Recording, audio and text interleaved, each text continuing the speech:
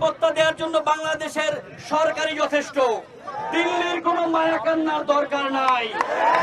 দিল্লিকে চোখে চোখ রেখে আঙুল তুলে বলবো, আপনি দেখুন আপনার মুসলমানদের কি অবস্থা। বাংলাদেশের কোন হিন্দুর ব্যাপারে আপনার নাক গলানোর দরকার নাই। তারা নিরাপদে আছে, তারা বাংলাদেশের গণঅভ্যুত্থানের পক্ষে আছে, তারা নিরাপদে থাকবে। ভারতকে, দিল্লিকে, মোদীকে স্পষ্ট বলে দিতে চাই, বাংলাদেশে আওয়ামী লীগ রেজিম শেষ হয়ে গেছে। বাংলাদেশের মানুষ আজ একতাবদ্ধ হয়েছে। আওয়ামী লীগকে আর বাংলাদেশে ফিরতে দেওয়া হবে না, হবে না, হবে না।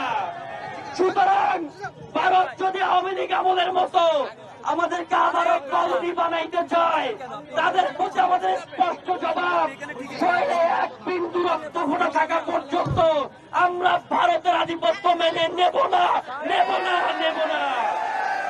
সুতরাং দিল্লি স্পষ্ট করে যাতে শুনে রাখে, যেমন করে দিল্লির গোলাম হাসিনাকে আমরা পালাইতে বাধ্য করেছি, দিল্লিকেও তেমন করে আমরা রুখে দিবই দিব ইনশাআল্লাহ। হাসিনার বিপক্ষে কথা বলতে কোনো ক্যাম্পাস লাগে না, ভারতের বিপক্ষে কথা বলতে কোনো ক্যাম্পাস লাগে না।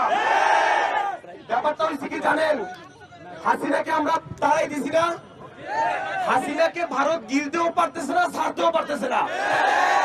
যার জন্য ভারত আরেকটা চেষ্টা করতে চায়, দেখা যায় হাসিনাকে ঢুকানো যায় কিনা। সুতরাং দিল্লি না ঢাকা, দিল্লি না ঢাকা, দালালি না রাজপথ। আমরা যে গণঅভ্যুত্থান ঘটাইলাম, এখনো অনেক ভাইয়ের চোখ নাই, হাত নাই, পা নাই, অনেকে কবরে। এগুলোর জন্য ওদের মায়া কান্না হয় না, ওদের মায়া কান্না হয় ওরা আবার ক্ষমতায় আসবে সেজন্য। সেই সাথ আমরা গ্রহণ করতে দিব না।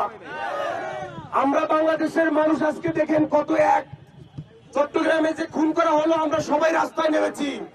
সুতরাং দিল্লির ভাইয়েরা, দাদারা, আমরা গণঅভ্যুত্থান ঘটালাম দাদাদের দাদাগিরি করার জন্য না। ভারতের সাথে সম্পর্ক হবে চোখে চোখ রেখে। আপনি অর্ডার করবেন আর আমরা চোখ বুঝে দাদা দাদা করবো, এটা চলবে না। মনে রাখবেন, এটা নতুন বাংলাদেশ। আমরা সবাই একটু হাতের ডান দিকে তাকাই, মাতৃভূমি না মৃত্যু। সুতরাং পাঁচাটার সুযোগ নাই, দালালি চলবে না। দিল্লি না ঢাকা।